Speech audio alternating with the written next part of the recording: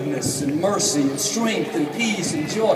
Because see, I don't have to tell you this, but life can take things out of you. You know, disappointments and stress and people saying things. Sometimes you can get a little low on joy, a little low on peace, a little low on wisdom, a little low in your vision. Well, I believe tonight, as you have a grateful heart, as you have an open heart, God's not going to just fill you to the top. He's going to fill you to overflowing so you can be a blessing to other people as well. So, I'll share my message toward the end, but we got a couple hours, 2.5 hours, and so like I said, I'm going to tell you everything I know tonight. I can do it in 2.5 hours, so you just receive it tonight, and we're so blessed and honored to have you here. I'm blessed to have my beautiful wife, Victoria, as well. I wanted her to say spoken over me.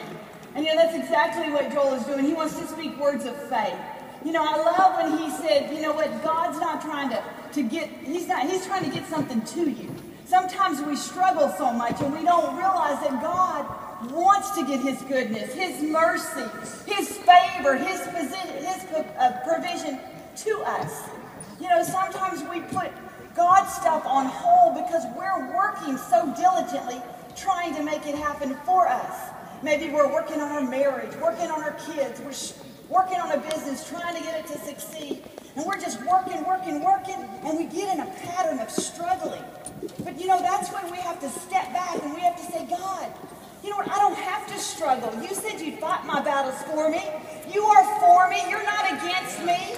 I don't have to always be swimming upstream. I can just rest in you and trust today. You know, sometimes that's what we just have to do when we feel ourselves struggling. We have to realize that we have sometimes put the things of God aside. We've separated ourselves out from everything that God's placed on the inside of us. And I believe that God wants us to get back into agreement with him. We've got to understand that everything we have for life and godliness is on the inside of us. He's not going to ask us to do anything he hasn't already prepared us to do. It's all right down in here. We just need to rest. We need to obey him. And we need to just get into his plan. Amen. He says, I know the plans I have for you.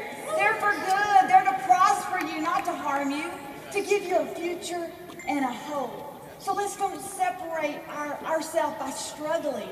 You know, I was in my kitchen the other day and I love chocolate milk. I drank it when I was a little girl. And so I had this real craving for some chocolate milk. So I got out my Nestle's Quick powdered chocolate, got a big